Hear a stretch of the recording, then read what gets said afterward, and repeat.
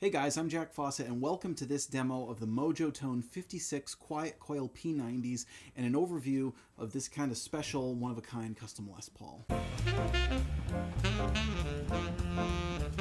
So before I talk about the pickups, I want to talk a little bit about the guitar, and I'll try not to bore you too much, but to give you an idea of what was going on in my mind when I decided to invest in this guitar and to do the custom work that I had done to get it like this. So this guitar was a stock Les Paul Special with humbuckers.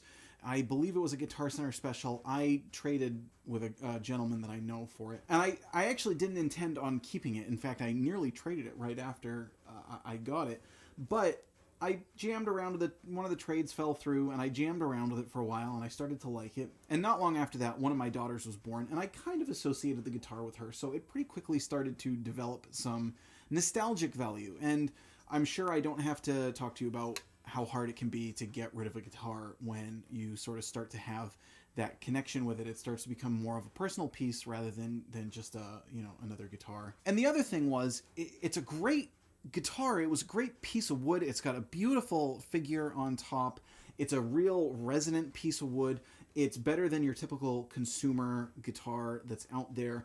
The thing is that, for me, a Les Paul Special should have P90s, and I'm just a traditionalist, I guess, when it comes to that sense, but a Les Paul Special with humbuckers, it's like, it's not an SG, and it's not really a Les Paul. It sounded good, but it didn't really have any sort of oomph character that made me want to, play it a lot.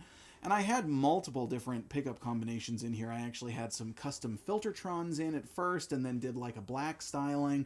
Then I switched over to, I think I had 3 different sets of PAF style humbuckers in here with chrome covers instead of the original zebra covers that it came with, because I hate zebra covers. I hate that they're so popular. I just don't get it. Anyway, the one thing that I did keep is these kind of cool Perloid Grover tuner buttons, which I like. They just fit the guitar nicely, and again, kind of adds to that custom. So anyway, you get up to the point and you go, okay, what am I going to do with this? Because I'm not playing it, and I don't like having guitars around that I don't play. I don't know what to do, so I started reading the forums. Can you convert a humbucker guitar to P90s? There seem to be a couple of different solutions. One would be to have a big honkin' pickguard built, custom built, that could house P90s but cover up the cavity.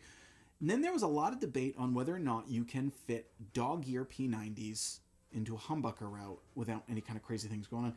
Well, I had an extra set of casino humbuckers kicking around, and I pulled out the humbuckers, and I just kind of put it over, and I noticed that the cover just fits over the humbucker route. It would need a little additional routing done, but the covers actually covered the hole. So I called the tech that I work with a lot at a store called Buck Dancer's Choice in Portland, Maine, and he said, oh yeah, we can do that. And he totally got it. He was on the same page with me that like a Les Paul Special should have P90s.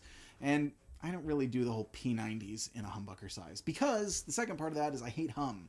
And so I'm obsessed with quiet P90s. So then comes in Mojotone, and I'm really excited. This is my first collaboration with Mojotone doing video demos. They make several different lines of noiseless P90s. These are noiseless 56 P90s, and they have this really, really cool vintage voiced P90 sound. Now, I believe that the 56 are really going to be more intended for a hollow body application, but they sound great in this guitar. They don't have any kind of circuit board things going on with them or anything. They just look like regular pickups, but they sound like nice P90s. They have everything you'd want from a vintage P90. They have a nice mid-range.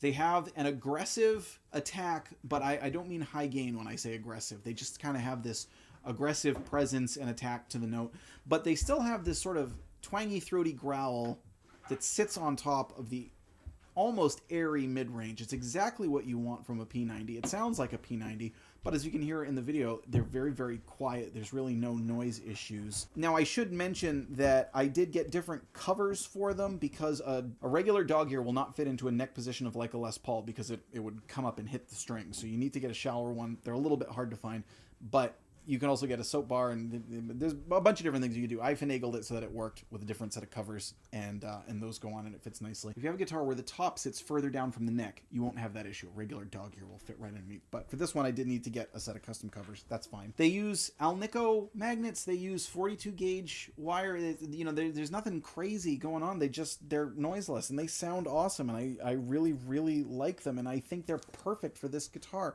particularly with the cream covers and the styling. And now, you know, this is not a custom shop instrument, but it kind of looks like a custom shop instrument. You know, you're not going to find another Les Paul Special like this out there, and I'm really, really excited to have it. You know, it jazzed up the guitar for me and turned it in from one that I was wondering if I'd ever play again into one that I want to play all the time, which is a combination of both putting in, you know, doing the modifications and putting in this style of pickups and getting these awesome high quality noiseless pickups from Mojotone. I really can't say enough about this guitar now. I'm really excited to have it. It sort of sits in a different sonic range than the other guitars that I have. So you've just heard the neck pickup. Now we're going to do the middle and the bridge. Of course, we're doing clean and overdrive as always. I'm plugging into my Marshall Blues Breaker.